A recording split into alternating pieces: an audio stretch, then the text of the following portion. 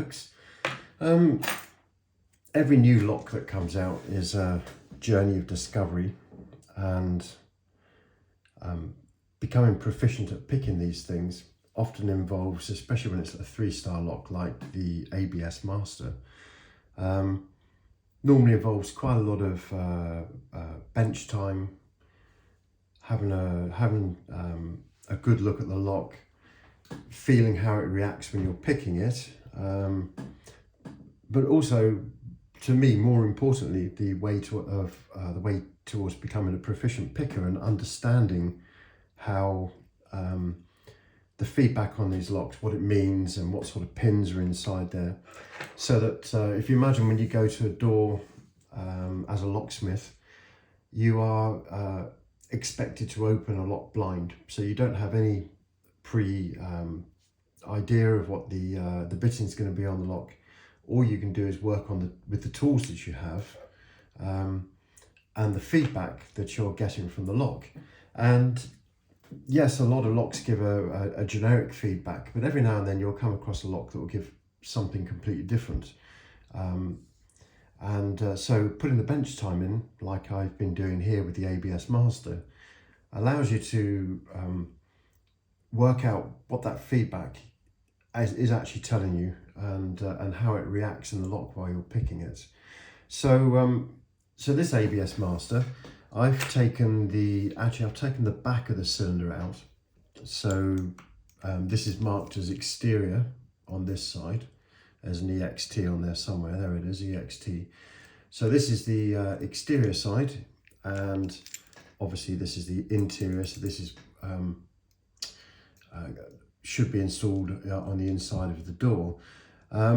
And luckily for me, I've taken this apart, and the reason I've taken the interior out first is because the cam has a locking pin on there. So once the core is removed from the front, the locking pin fires and disables the cam from the front of the lock. If you take the back of the lock off first, I thought, well, yeah, maybe that's going to allow me then to remove this locking mechanism so I can work on the front without it causing me a problem. And indeed, that's exactly what's happened, because this is the lock-in mechanism here. There's little springs and basically the pin, locking pin, and that just lives inside here. Let's move us back into shot. So this little pin here lives inside this hole here, but slightly offset, and then the moment the front core is pulled out, this moves forward, that pin fires into this hole here, and it locks the cylinder down so that the cam can't be turned from the front. So by pulling the back out first, I've obviously been able to extract that without the cylinder going into lockdown, and luckily for me, the back of the lock appears to be pinned exactly the same as the front of the lock. So this means now that when I'm picking it, I've now got the most amazing resource right in front of me to show me what I'm feeling when I'm picking this, and seeing what I've got here and the pins that are inside the lock. And if we have a look at what's actually inside this lock, and if I get the key, I can find the keys. I believe these are the keys. Is that the key for this lock? Let me just try it. I've got keys everywhere at the moment. No, that's not the key. Maybe it's this one. That's not the key. Oh, there we go. That's the key. So I've got the key for the lock, and if we look, we can see on the key. Let's just get that. So there we are. This cylinder has all 7 pins in it because it's obviously wide enough to have all the 7 pins. And if we look at the cuts on the key, we've got like what I would describe as a medium lift on the first 2 pins. You've got a really big hole here, which is what I would call a 0 lift. Then you've got a medium, a small lift, and then we've got this very fine punch mark right there where it's been touched with the key cutter, but nothing else. It's just left a very small mark on there, which is obviously a maximum lift pin. And then of course, as we know, we've got this floating element at the front of the key here, which when you look at the key is actually just, when it's inserted, it's just proud by virtually a millimetre. There's hardly any lip on that at all. It's raised up by virtue just a mil. And then if we look at the actual core itself and the pins in there, let me just zoom in down a bit more. There we go. So if we look at this core itself, we can see how that correlates to the bitting on the key.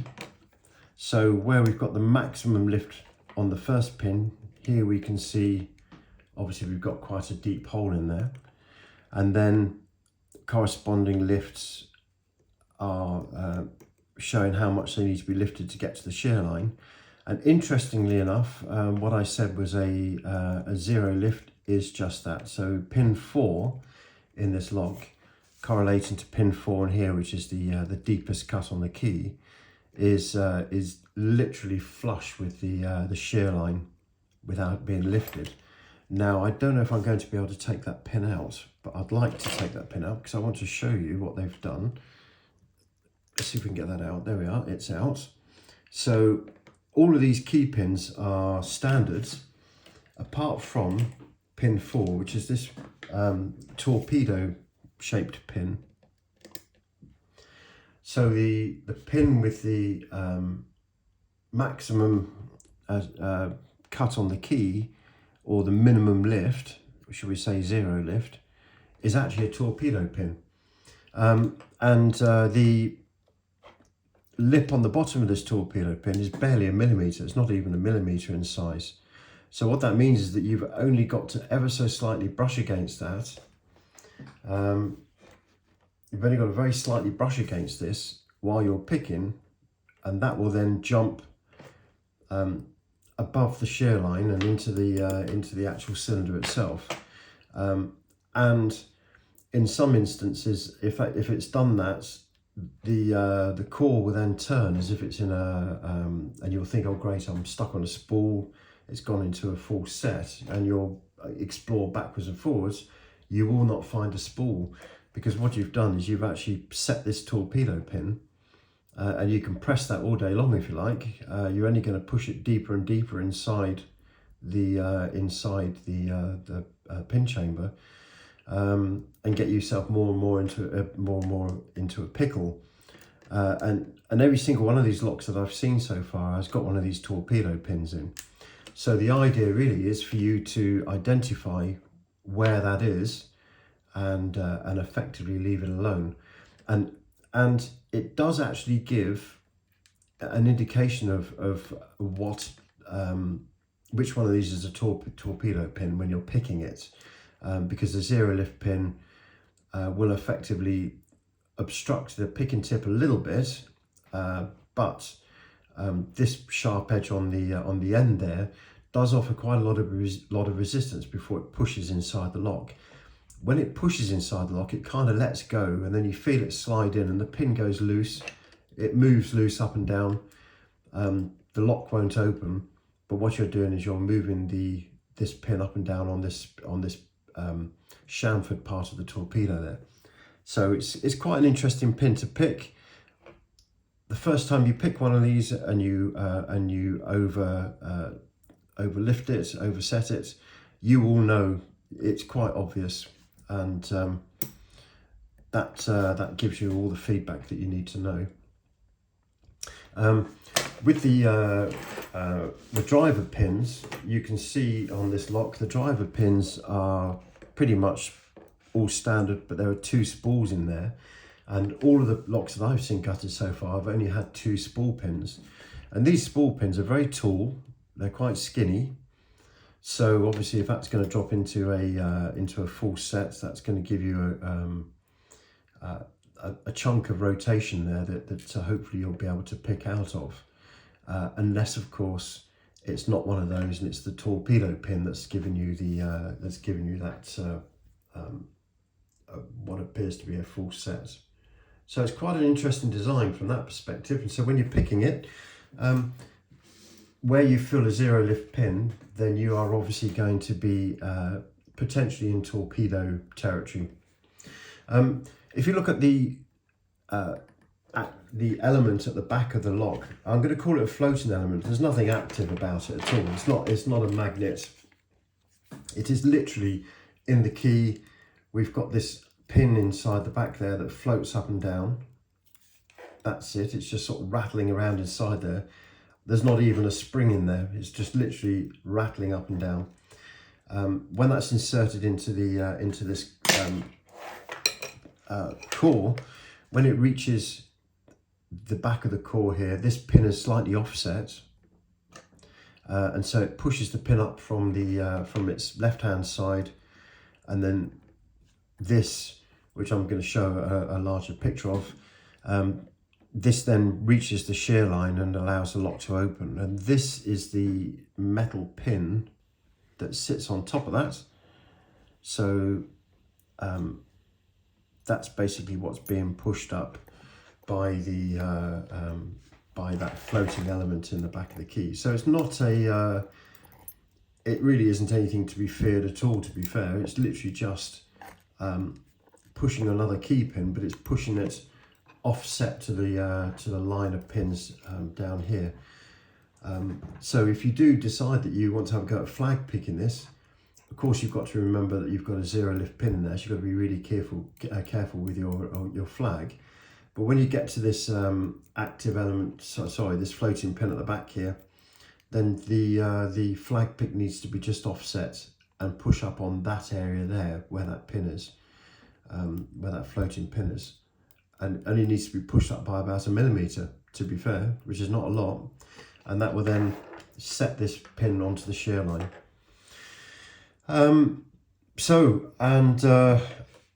The bitting on this particular lock means that all of these standard driver pins are actually, so for example, that first pin chamber there, when the driver pin's sitting in there, that's obviously got quite a long way to move. That would have been an ideal location for a spool pin, but when they keyed this up, the pinned it up, then they basically have just dropped the spool pins into locations where they have little to no effect whatsoever, because they're never going to drop.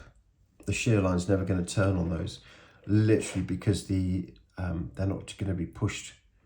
You cannot get that into a full set for where it's being positioned, and the same with this one as well.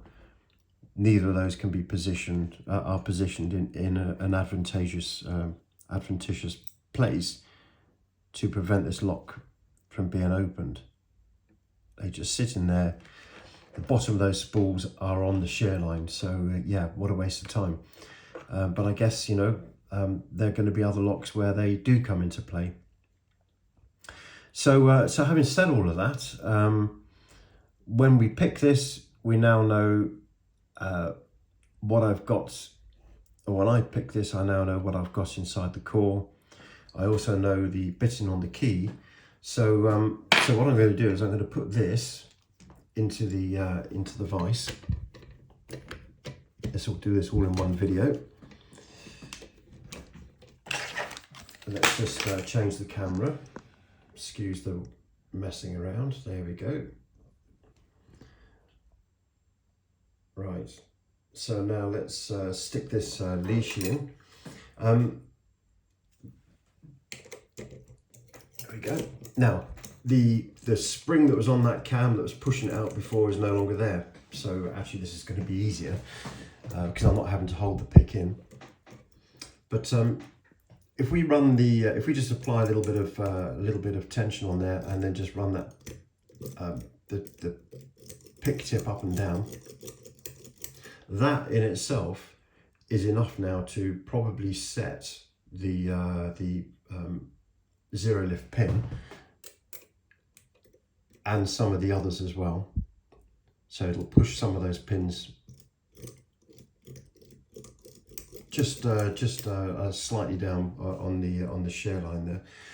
So let's start with pin 6, and we know that pin 6 is just a little lift, so I'm just going to turn that very gently,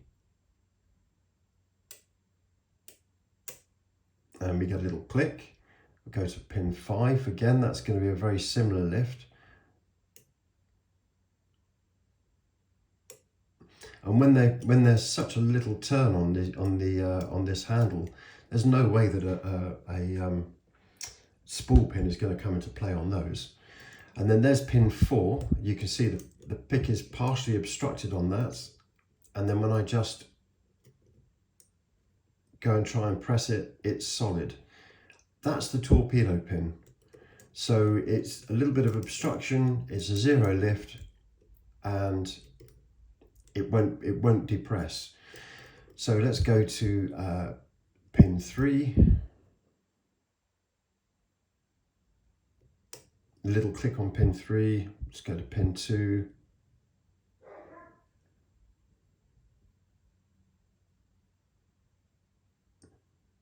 A little click on pin 2, come on. Pin 2 doesn't appear to want to click. Obviously, as I get towards the back of the lock here, the pins are binding harder. Let's go to pin 1, which is a maximum lift. Okay, let's go back again. So we've got 6 is set, 5 is set, 4, 3 is set, 2 is probably not set as deep as it needs to go.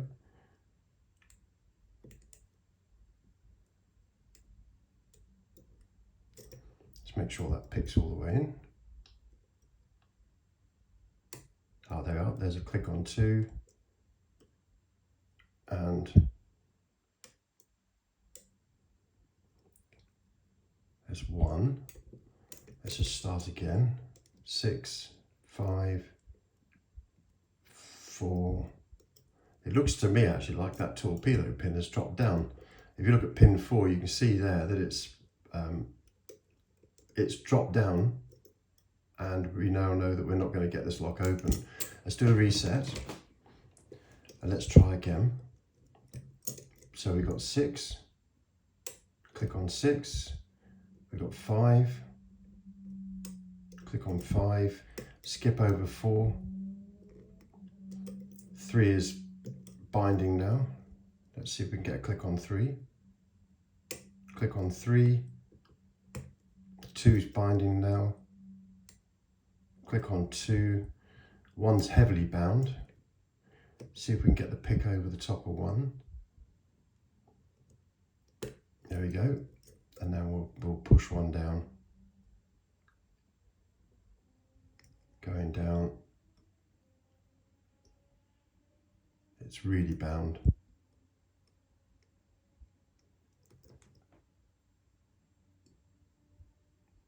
All the way. It's quite tight at the bottom there.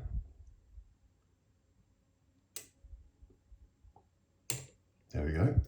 Okay, so I've now set pin 1, and something else has dropped, and I've actually gone into what can best be described as a full set. That's interesting. So let's just see where that is. This is the first time this has happened. So 2's okay, 3's okay, 4 is still blocking the shear line. That's good. Blocking the pick tip.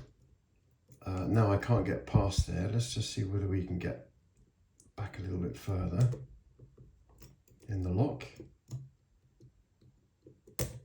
There we go, and we're open. So something had just lifted up a little bit there, but all of the feedback, as per the pins that we saw just now, was actually there present while I was picking that. That was probably the longest it's actually taken to pick it, to be fair. But when you put the time in to see what's actually inside the lock, and then compare that with the feedback that you're getting on the pick, that's when you're you're going to be able to go to a door with a lock that you've never seen before, put this pick in and then understand what's going on. So in summary, it would appear that every single one of these ABS master locks has a combination of 0 lifts and potentially maximum lifts. There's going to be minimum of 2 spools in there. I haven't seen one with more than 2 spools. And there's going to be a 0 lift, and it'll be a torpedo pin that's going to be really easy to overset.